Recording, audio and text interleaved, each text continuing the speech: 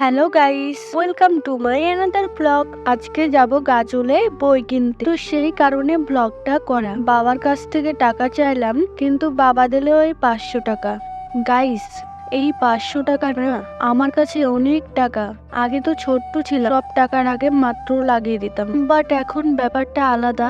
এখন বড় হয়েছি, একটু হলেও বুঝতে শিখেছি, তাই বুঝি যে 500 টাকা অনেক বেশি, বিশেষ করে আমাদের মতো মধ্যবিত্তদের জন্য। টাকা খরচা করা যত সহজ, ঠিক তার উল্টো টাকা কামানো খুব কঠিন। তো গাইস, আমি যতটা পারি বাবার থেকে টাকা নিই না, নিজের কামানো টাকা দিয়েই চলি, বাট অনেক সময় টাকা থাকে না কাছে, তাই বাবার টাকা নিই।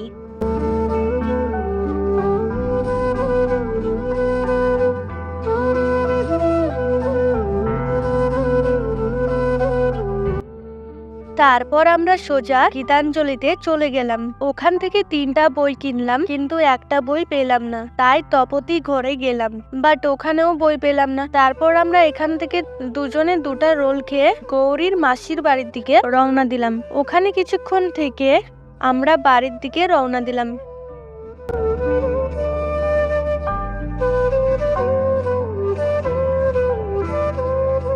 তো গাইস, আজকে প্রচুর রোদ এবং গরম ছিল, বাট তাও গিয়েছি। তার কারণ হলো আজকে যদি না যেতাম তাহলে বইগুলো আর পেতাম না। তো গাইস, তোমাদের যদি এই ব্লগটা একটুও ভালো লেগে থাকে তাহলে অবশ্যই একটা লাইক করে দিও এবং একটা সুন্দর কমেন্ট করে দিও। তো আজকের মতো এইটুকু, দেখা হবে নেক্সট ব্লগে।